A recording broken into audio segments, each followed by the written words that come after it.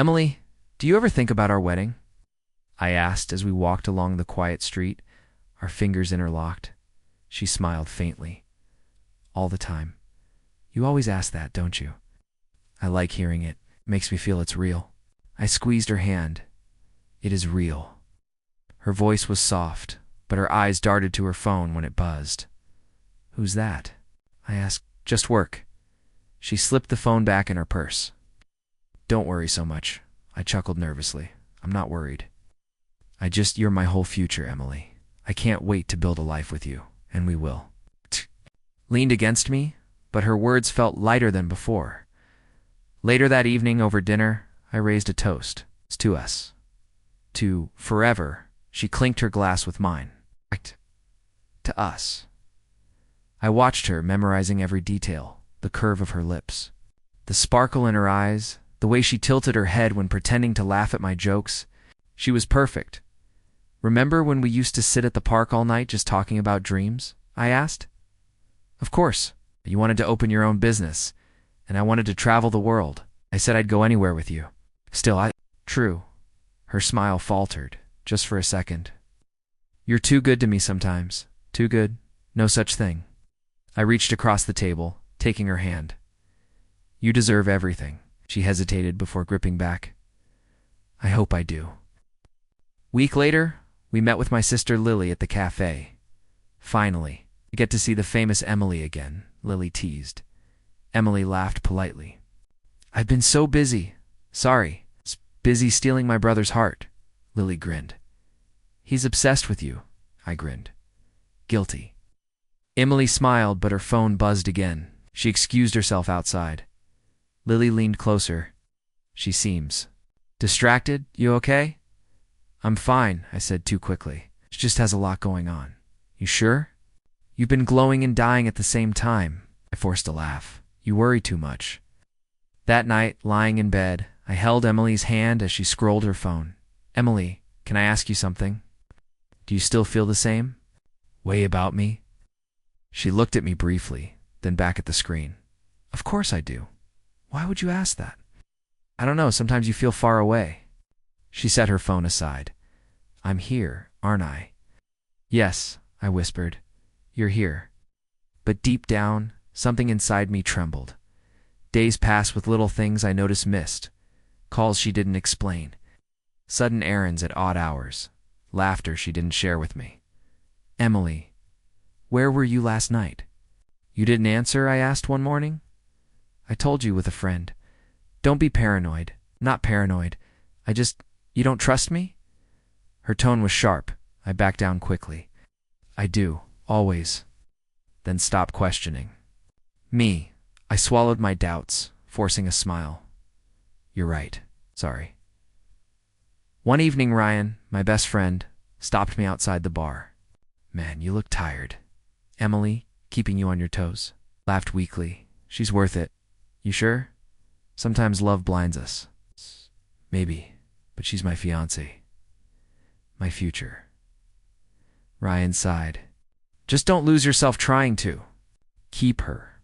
Back home, I hugged Emily tightly. You're all I have, Emily, I whispered into her hair. Don't say that. You have so much more. No, it's you. Always you. She didn't answer. Her silence felt heavier than words. Still, I held on to her, convincing myself that silence was just another way of saying I love you. But a quiet fear lingered. What if it wasn't? The night I found out it wasn't planned, I had finished work early and thought surprising Emily would be sweet. When I opened the restaurant door, I heard her laugh. Emily. I called softly, her laughter cut short. Then I heard a man's voice.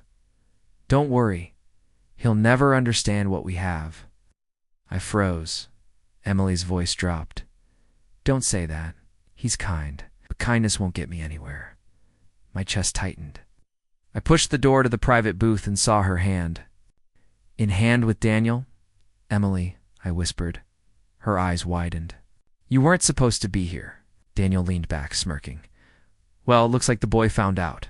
I clenched my fists. Who is he, Daniel? Emily said quickly. He's important. Important. My voice cracked. I'm your fiancé. She lowered her gaze. Not anymore. The words punched through me. What? Daniel grinned. She made her choice. Don't take it personally. Emily, tell me this isn't real, I begged. I'm sorry, she said. Flatly, you're good, but not enough. I need more than what you can give. Not enough? I staggered back. I gave you everything. She pulled her hand from mine. I want security, power. Daniel can give me that. Daniel chuckled. See? She knows her worth. Unlike you, anger rose, but my body trembled. Too much to fight, Emily. We talked about forever. Forever doesn't pay bills. Forever doesn't open doors. I shook my head, so I was just a placeholder until someone richer showed up. Silence. Then Emily whispered, You were. Safe, but safety isn't love. Her words sliced deeper than any knife. Say it to my face, I demanded. Tell me you never loved me. She hesitated, then forced it out. I don't love you anymore. My breath caught. Everything in me broke at once. Daniel's laugh filled the booth. Pathetic. Look at him, still begging. I turned to Emily. Was I ever enough for you? Even once? Her eyes glistened, but her voice stayed cold. At the start, maybe, but I've grown. You haven't. I stumbled back toward the door. You threw us away for him? Yes, she said, barely above a whisper. Something inside me snapped. Not loudly, but quietly, like a bone breaking under skin. Daniel leaned forward. Go home, boy. Mine now. I glared at him. You think this is over? It's not. What will you do? Cry? He sneered. Emily reached for him. Let's go, Daniel. He'll understand in time. Understand? My voice cracked with rage. I'll never understand betrayal. She didn't answer. I stumbled out of the restaurant, the night air stabbing at my lungs. My legs carried me aimlessly until I collapsed against a wall. I whispered to myself, not enough, I wasn't enough. The phrase burned, circling like a curse. But under the pain, a spark lit. If I wasn't enough for Emily, then maybe I could become something else. Something harder, something untouchable. I clenched my fists, tears still running. You'll regret this, Emily, both of you will. The night swallowed my voice, but inside me, something had begun to change. Not love, not hope. Something darker. Something stronger, Ryan called the next day. You've been quiet, man. Where are you? I don't feel like talking. Don't shut me out. What happened? I said. I don't want to talk. My voice cracked. It's Emily, isn't it? Did she drop it, Ryan? I hung up before he could finish. The phone buzzed again, but I let it ring. Silence felt safer than hearing pity. At dinner that night, my mother frowned. Why aren't you eating? I'm not hungry. You've lost weight. Saeed. Is something wrong with Emily? My father sighed. I told you he's wasting his time with her. I slammed my spoon down. Stop, then explain, my father said. Why do you look like death? I don't owe anyone an explanation. Stood up, chair scraping. Lily reached out softly. Please, just tell us what's wrong. Her voice almost broke me, but I muttered I can't, and left the table. Later that night, Lily knocked on my door. Open up, it's me. I opened a crack. Go to bed, Lily. Not until you tell me why you look like you're bleeding inside. I forced a smile. I'll be fine. You're lying, yeah, I whispered. I am. She stepped closer. Did Emily do? Something. I clenched my jaw. Don't say her name. Her eyes widened. So it's true. Good night, Lily. I shut the door gently before I broke down in front of her. The night stretched endlessly. I lay awake, staring at the ceiling, replaying every word Emily had said. Not enough. Forever doesn't pay bills. I don't love you anymore. Her voice echoed like poison. I whispered into the darkness, was I ever enough for anyone? No answer, just silence. Days blurred. Ryan showed up at my apartment unannounced. You look like hell. Thanks. Don't joke. You haven't been to work. You don't pick calls. You're disappearing. Maybe that's what I want. No, you don't. He grabbed my shoulder. Talk to me. I pulled away. What do you want me? To say that she ripped my heart out? That I'm nothing? Fine. I'm nothing. Ryan's jaw tightened. You're more than this. Don't let her define you. I laughed bitterly. She already did. One evening, Lily sat beside me on the porch. Neither of us spoke for a while. Finally, she whispered, "You used to smile every day.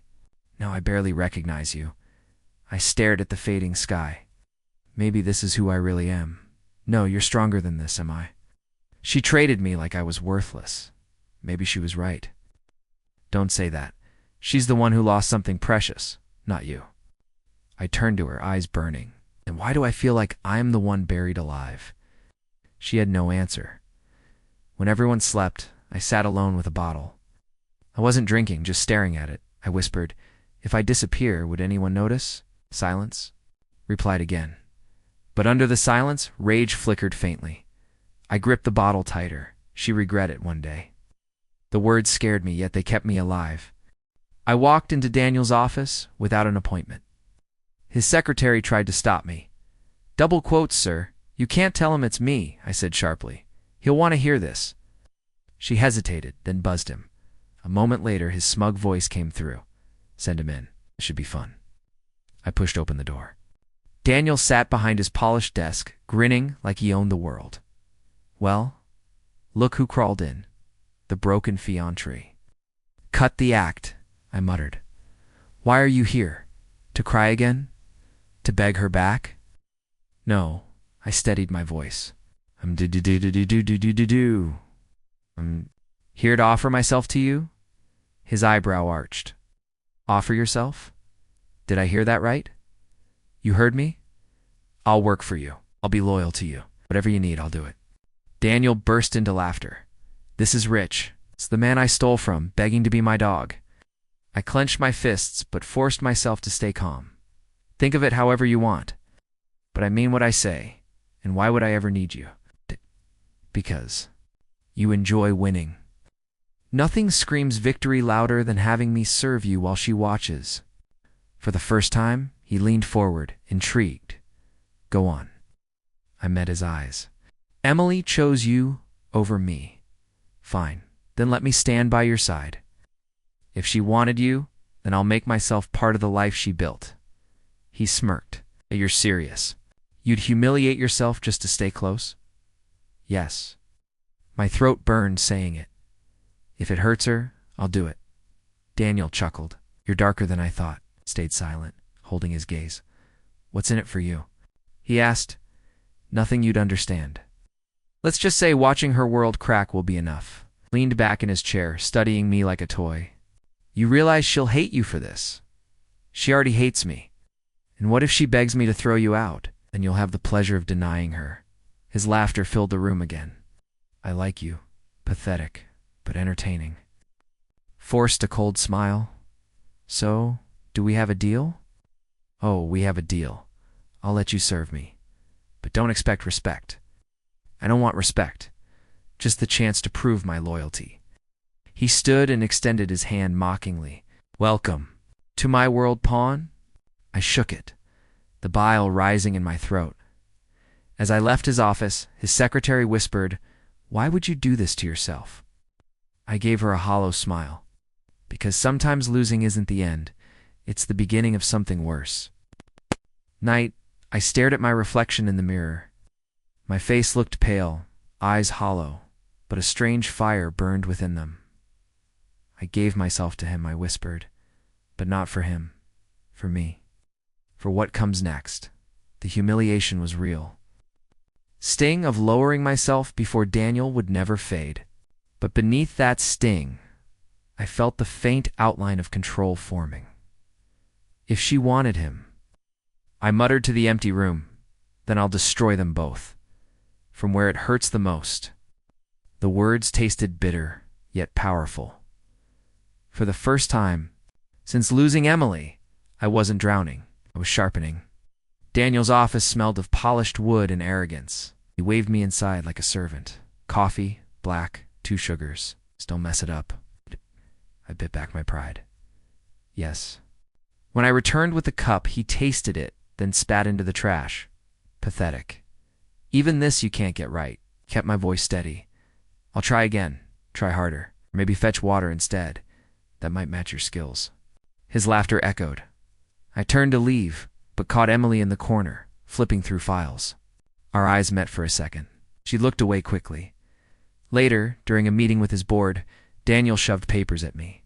"Explain this graph to them." I froze. "Sir, I don't.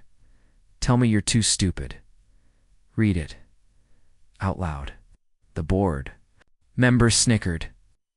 My throat tightened, but I forced the words out, fumbling through terms I barely understood. Daniel smirked. "Embarrassing. Gentlemen, this is what failure looks like." Their laughter cut deep, but I memorized every chart. Every number. Weakness hides in details, and I was learning. After the meeting, Emily approached me in the hallway.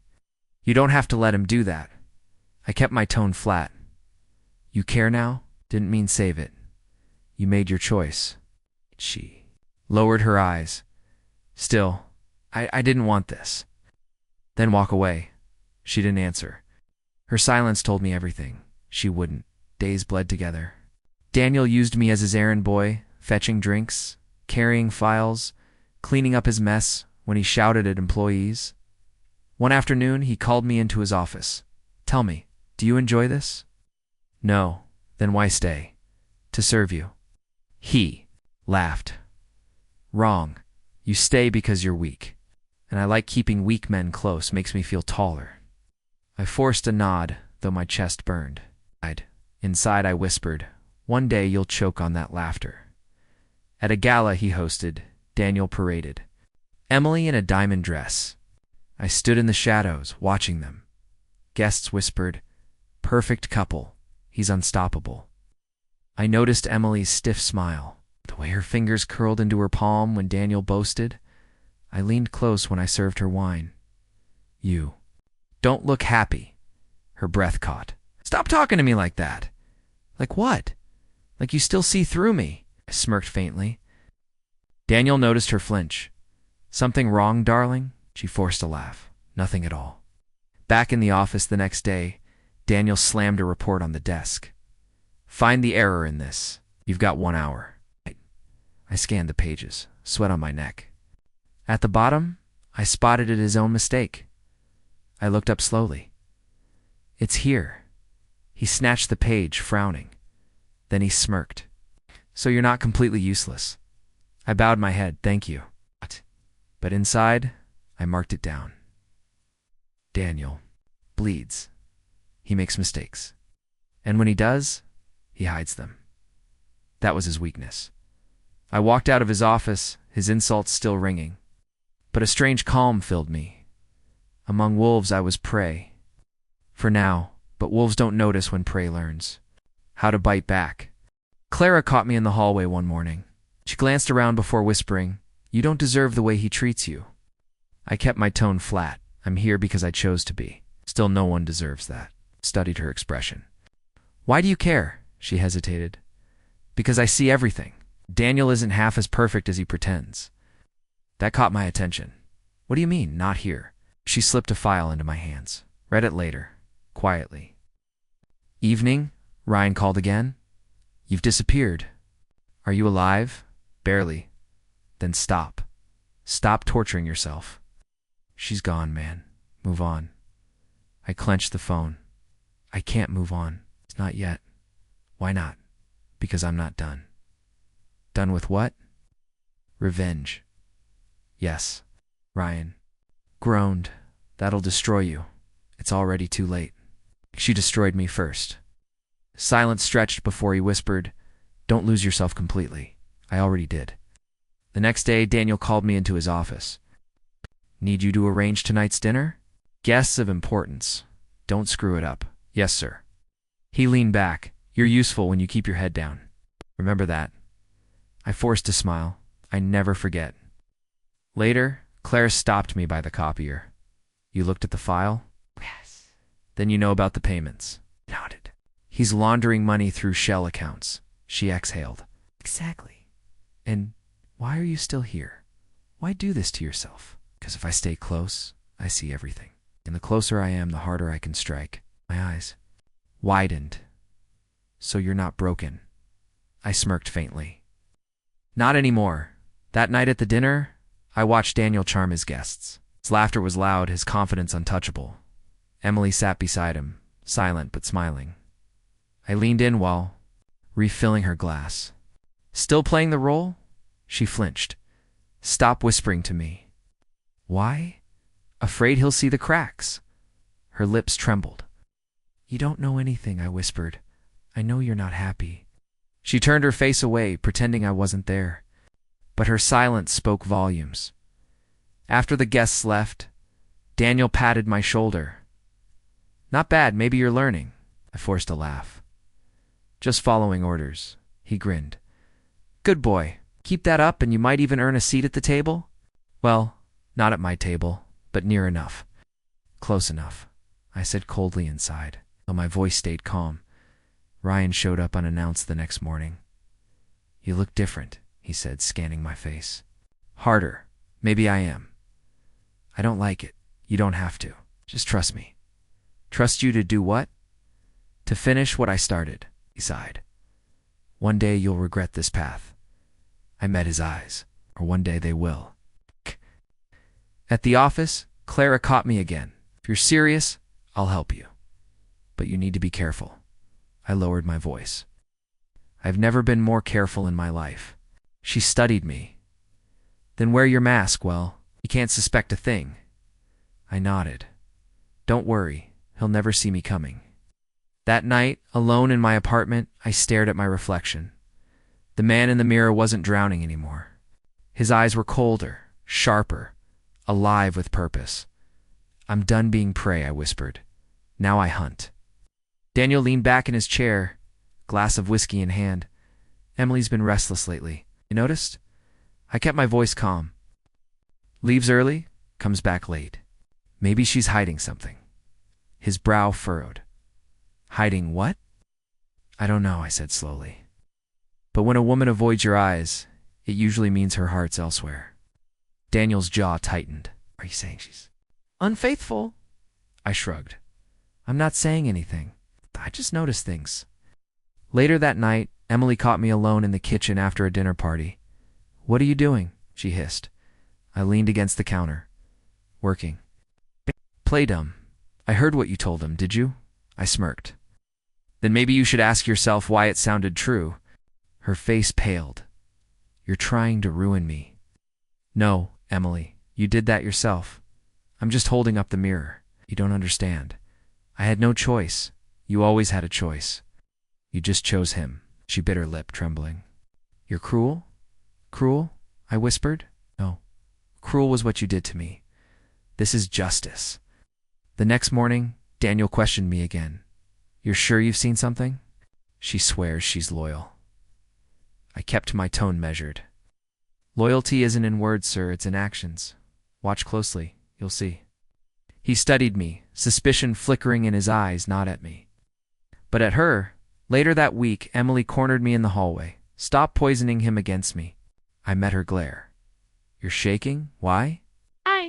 Because you're turning him against me. I stepped closer. Or maybe because guilt finally caught up with you. Her eyes glistened. I regret what I did to you. I froze for a second, but hardened my tone. Regret doesn't change the past. Please don't do this. You should have thought of that before you traded me for him. At a late-night meeting, Daniel ranted to me while pacing. She's different. Cold, sometimes. Then overly sweet. I can't read her anymore. I kept my head low. Maybe she's trying to cover something up. He slammed his fist on the desk. If I find out she's lying, I whispered, then you'll know where her heart truly lies. He glared, breathing hard, then muttered, You're a dangerous man. I like that. Emily confronted me once more, after everyone had left the office. Why are you doing this? She asked, voice cracking. Because you left me in pieces. It was scared. I wanted more, but I didn't realize what I was losing. You realized I said coldly. You just didn't care. Her tears fell silently. Do you still hate me? I paused, then whispered, Not enough. Not yet. Night, lying in bed, I replayed her words. The tears in her eyes, The quiver in her voice, they almost pulled at me almost. But then I remembered Daniel's smirk, her hand in his, and the sound of her voice saying, "I don't love you anymore." I clenched my fists. Let her crack. Let him doubt. Their perfect world is already breaking. I would be the one to finish the job. Daniel tossed me a set of car keys. "Take this package downtown. Don't ask questions. Don't open it. If you screw up, don't come back." I clenched the keys. "Yes, sir." "Say it louder," he demanded. "Yes, sir." He smirked. "Good. Boy, now run along." On the drive, sweat soaked my palms. The package sat on the passenger seat like it was alive. At a red light, I whispered to myself, "What's inside?" But I didn't open it, delivered it silently, handed it to a man who didn't speak, and walked away with my heart pounding. When I returned, Daniel leaned back in his chair. "Did you peek?" "No. Smart. Curiosity kills servants." I forced a smile. I know my place. The next day, he barked at me in front of the staff. "Polish my shoes. Now." I bent down, cloth in hand. My face burned as the others watched. One of them whispered, "Pathetic." Daniel laughed. "Hear that? Even they know what you are." I kept rubbing the leather, each stroke scraping at my pride. Inside, I whispered, "Keep laughing. Your turn is coming." Later, Clara slipped into the copy room while I sorted files. She pushed a folder into my hands.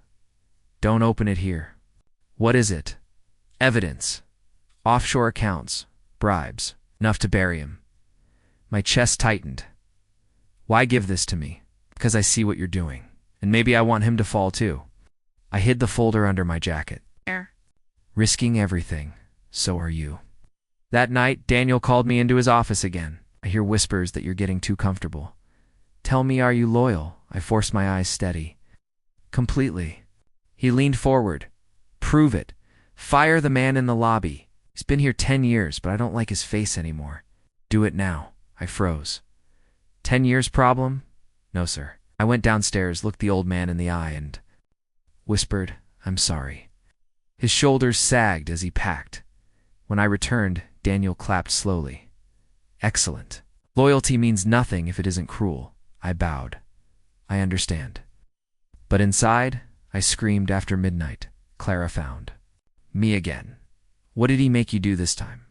"Fire a man who didn't deserve it." Her eyes softened. "And yet you still play his game." "I play to win," I said coldly. "And when you win, then he loses everything." A week later, Daniel tested me once more. He slid a gun across his desk. "Go with me tonight. There might be trouble. If things go south, you shoot." I stared at the weapon. I've never then learned fast. I nodded, slipping it into my jacket. "Yes, sir." That night, the deal went smoothly, but my hand never left the gun. Daniel smirked at me in the car ride back. "You had the look of a killer, did I? Maybe you'll be useful after all?" No. I turned to the window, hiding my grim smile. "Maybe I will." Back in my apartment, I laid Clara's folder on the table. Pages of transactions, false names, dirty money. I whispered, "Your empire's cracking, Daniel." I touched the gun still heavy in my pocket. "Outwardly loyal," I muttered, inwardly venomous. For the first time, I felt power stirring. In my veins, I found Emily waiting in the empty office hallway after midnight. Her eyes were red, her voice trembling. "We need to talk." I crossed my arms. "About what?" "How happy you are with him." "Stop." Her voice cracked. "I can't keep this inside anymore." I tilted my head. "Inside what?" Ow. "Your perfect life. Your perfect man." She stepped closer. "Daniel isn't perfect. He's dangerous." I scoffed. "And now you notice." "I thought I could handle it," she whispered. "But I can't. Every day feels like a prison." My chest tightened, but I kept my tone sharp. "You built that prison. You locked yourself inside." Tears slid down her face. "I regret leaving you." For a moment, my heart slammed against my ribs. Then I forced myself still. Regret doesn't undo betrayal. "I never stopped thinking about you." I laughed bitterly, thinking, while lying in his bed, while wearing his ring. She flinched. You don't understand how trapped I am. Trapped. I leaned closer. You walked in on your own. You chose him? Her voice rose. I thought he could give me the life I wanted, but all I feel is empty. I see your face in my dreams. I hear your voice when he talks. I hate myself. For a moment, silence stretched between us. Finally, I whispered, Good. You should. Don't be so cruel, she begged. I loved you. Loved. I spat the word. Past tense. No, she sobbed. Still. I still love you. But I can't leave him. He'd destroy me. I shook my head. So you want me to pity you? To take you back in secret while you stay by his side? I don't know what I want, she cried. I just know I want you near me. Too late, please. She whispered, Say you don't hate me. I met her eyes. I don't hate you, Emily. Hate would mean you still matter. She gasped like I'd struck her. Don't say that. You know I matter? I stepped past her. You made your choice. I'll live with it. She grabbed my arm desperately. Wait, just tell me. Was I ever enough for you? I looked at her trembling hand, then her tear-stained face. My voice was steady. You were everything, till you threw it away. Her grip loosened. She sank against the wall, sobbing into her hands. I walked away, every step heavy, my chest burning. Her cries echoed behind me, pulling at something inside. Me? I didn't want to feel, but I whispered to myself, Don't fall for her again. Not now, not ever. And still, her broken voice followed me into the night. Clara slid the final envelope across my desk. This is everything. Bribes, false accounts, offshore transfers. Once this leaks, he's finished. I stared at the papers, my hand trembling. You're sure this will hold? Positive. Checked it twice. I exhaled slowly. Then it's time. The next morning, Daniel stormed into the office, face red. Who leaked it? Who the hell gave them the files? I kept my head down. What files, sir? Don't play dumb. The authorities raided one of my warehouses at dawn. Millions gone. Someone betrayed me. I forced my voice calm. An insider turned. Too many enemies in business. He glared at me, searching for cracks. If I find out it was you, I met his stare. If it were me, would I still be standing here?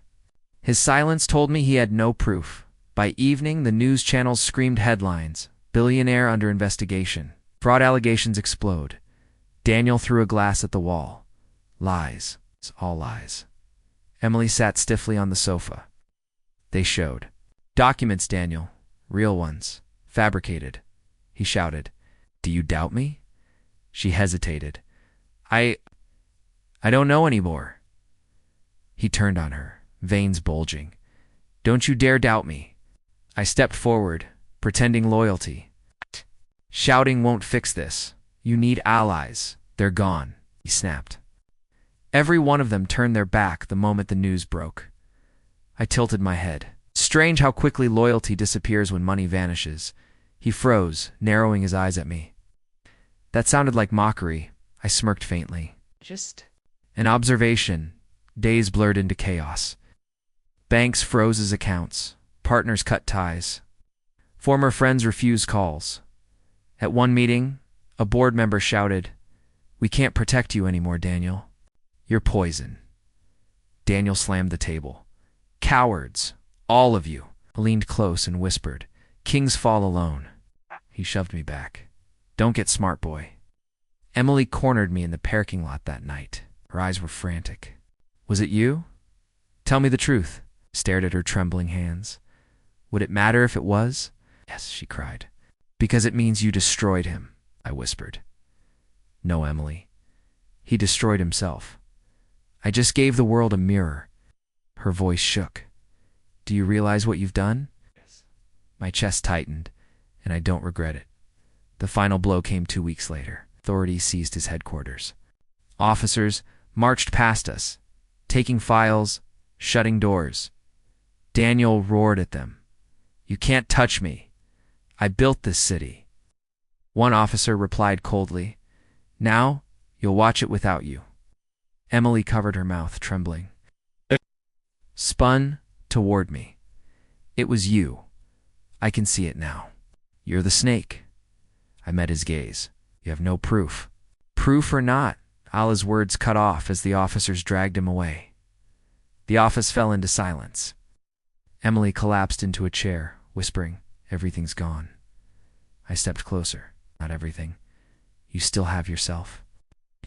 Looked up at me with hollow eyes. "Do I don't even know who I am anymore," I said quietly. "Welcome to my world." That night, alone in my apartment, I poured a drink and stared at the ceiling. "I did it," I whispered. "He's finished." For a moment, satisfaction surged through Mitha, image of his rage, his empire crumbling, the way power slipped from his hands. But beneath the fire, emptiness spread. I whispered to the silence, "So why don't I feel whole?" The room gave no answer. Only my reflection in the dark window, smirking back at me with eyes I barely recognized. She knocked on my apartment door late at night. When I opened it, Emily stood there, eyes swollen from crying. "Please, can I come in?" I hesitated, then stepped aside. "Say what you came to say." She walked in slowly, clutching her hands. "I have nothing left. Daniel's gone." Everything collapsed. And I realized the only thing I ever truly wanted was you. I stared at her. "Now you realize." "8. Never stop loving you," she whispered. "Not for a single day." I laughed bitterly. "You loved me while you shared his bed, while you crushed me under your choice." Her tears spilled. I was blind. I thought I needed him. Thought power mattered. But it was always you, always me. Stepped closer. Then why wasn't I enough? "Because I was weak," she cried. "I let greed guide me, and I lost everything." "You didn't just lose everything," I said coldly. "You threw me away." She shook her head desperately. "No, I didn't." "Mean you meant every word. You told me you didn't love me anymore, that I wasn't enough. Do you know how those words carved into me?" Her voice cracked. "I was wrong. Please, Saeed, give me one more chance. I'll prove it." I clenched my fists. My heart screamed to hold her, but my soul whispered never again. "You think love is proof?" I asked. "Love is loyalty when it hurts." She fell to her knees. "I'm begging you. I'll do anything. Just don't leave me in this emptiness." I knelt too, lifting her chin so she looked into my eyes. "Emily, I once dreamed my whole life around you. You were my morning and my night. But now I swallowed hard. Now you're just ashes." Her lips trembled. "So that's it? You won't forgive me?" I stood, pulling my hand away. "No, I won't be your second choice. Not again." She sobbed loudly. "I don't care about pride. I only care about you." "Then you should have cared before you betrayed me." She reached for me. "Please say you still love me. Just once." My chest tightened. "I'll always love who you were. But who you are now." "No." Her face broke. She stumbled to the door, pausing only once. "If you walk away from me now, I'll never survive it." I whispered. "Then learn to survive like I did." The door clicked shut behind her, leaving silence heavier than any scream. I sank onto the couch, my hands trembling. My heart ached. To run after her, to hold her, to forgive. But I stayed, because love without dignity is just chains, and I refused to be chained again. Ryan met me outside the courthouse steps. He studied my face. "It's over, isn't it?" I nodded slowly. "Daniel's finished. The empire is gone. And Emily." I looked away. She came to me, begged, cried. I said no. Ryan exhaled. "That must have killed you." It did. Staying would have killed me more. We walked down the street in silence. Ryan finally said, "So what now?" I whispered. "I don't know. For the first time, I don't have a plan. I just know. I can't stay in this city. Running away? Not running? Walking forward? Alone." That night, Lily stopped me as I packed a bag. "You're leaving?" "Yes." Without saying goodbye to her, there's nothing left to say. "But she still loves you." I paused, then shook my head. Love without loyalty isn't love. It's a wound, and I won't carry it anymore. Her eyes watered. Then what will you carry? I zipped the bag. Myself. Before dawn, I stood at the edge of the city. Emily appeared behind me, her voice trembling. You're really going? Yes, and you won't even look back. Turned to face her. Her eyes were hollow, her face pale. You chose this path. Now you walk it. I can't walk it without you. You already did. Her lips trembled. I'm sorry. I know, I said softly. But sorry can't. Rebuild what you burned. Do you still love me? I closed my eyes. I'll always love the memory of who you were, but that's all it can ever be, a memory. Tears streaked down her cheeks. Then this is goodbye. Guess goodbye, Emily. She reached out. But I stepped back. Then I turned and walked away, her sobs echoing behind me. As the road stretched before me, Ryan's words lingered in my mind. So what now? I whispered to myself. Now, I start over. The sky was just beginning to lighten, streaks of dawn cutting through the night. For the first time in months, I felt something strange. Not joy, not peace, but freedom, I thought. Of Daniel's roar as he was dragged away. I thought of Emily's tears staining my floor. And I thought of myself, broken, humiliated, yet betrayed yet still standing. I stopped at a crossroads, staring at the horizon. Did I win? I asked the silence. The wind whispered through the trees, carrying no answer. I smirked faintly. Maybe. I didn't win love. Maybe I didn't win happiness. But I won myself. The words felt raw, but true. As the first rays of sunlight broke over the horizon, I whispered one last time. This is the end of us, but the beginning of me. And with that, I walked forward, each step heavy with pain, yet lighter than the chains I had carried for so long.